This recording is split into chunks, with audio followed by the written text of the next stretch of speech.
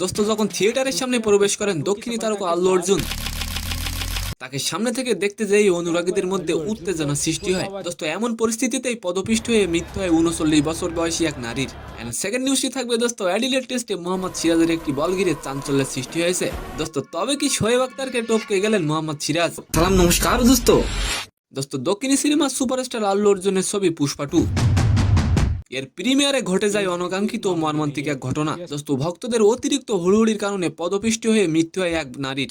দোস্ত হায়দ্রাবাদে ঘটে যাওয়া এই দুর্ঘটনাকে কেন্দ্র করে মামলার জালে ফাঁসলেন আল্লু অর্জুন। দোস্ত আল্লু অর্জুনের নামে মামলা করা কি ঠিক হয়েছে? অবশ্যই কমেন্ট করে যাবেন। দোস্ত এদিকে পুষ্পা 2 মুভি প্রথম দিনেই 233 কোটি টাকা ইনকাম করে ঐতিহাসিক রেকর্ড গড়েছে। দোস্ত হায়দ্রাবাদের পুলিশ বলেছেন নিহত ওই নারীর পরিবার একাধিক অভিযোগ দায়ের করেছেন। দোস্ত পুষ্পা 2 এর প্রিমিয়ারের থিয়েটারের বাইরে অনুরাগীদের উপচে পড়া ভিড় ছিল। পরিস্থিতি বিশৃঙ্খল হয়ে ওঠে যখন সেখানে আল্লু অর্জুন প্রবেশ করেন।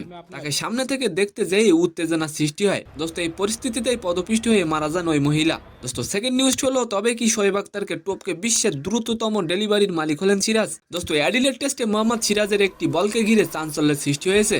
অস্ট্রেলিয়ার বিপক্ষে ম্যাচে মোহাম্মদ সিরাজের একটি ডেলিভারির গতিবেগ স্পিড গানের হিসাবে দেখানো হয় 181.6 কিলোমিটার।